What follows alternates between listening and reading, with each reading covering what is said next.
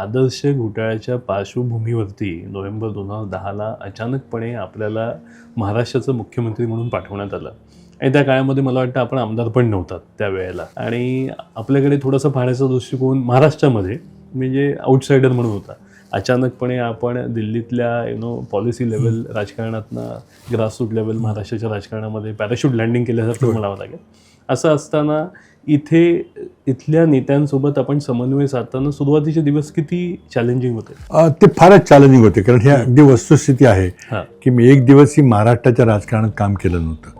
91ला मी थेट खासदार झालो आणि 2010 पर्यंत मी खासदारच होतो. आणि त्यामुळं दिल्लीच्या राजकारणावर आंतरराष्ट्रीय राजकारण, आंतरराज्यीय राजकारण आणि महाराष्ट्राकडे बघण्याचा दृष्टिकोन अनेक राज्यापैकी एक राज्य असाच असायचा. म्हणजे अगदी महाराष्ट्रात किती तालुके आहेत, किती जिल्हे आहेत हे सुद्धा ओळीने मला सांगता आलं नसतं. आणि अशा वेळेला एकदम अचानक आदर्श घोटाळा झाला, तत्कालीन मुख्यमंत्र्यांना राजीनामा द्यावा लागला आणि एकदम माझं नाव पुढे आलं. रात्री 3 वाजता सोनिया गांधींचा फोन आला. प्रणब मुखर्जी यांनी गेले होते मुंबईला आणि त्यांनी सर्वांची चर्चा करून निर्णय घेतला की तुला जायचं उद्या.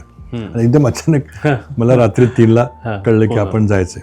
मी सकाळी 9 वाजता प्रधानमंत्र्यांना भेटून राजीनामा दिला आणि लगेच विमानात बसून मुंबईला आलो. 4 वाजता शपथविधी झाला.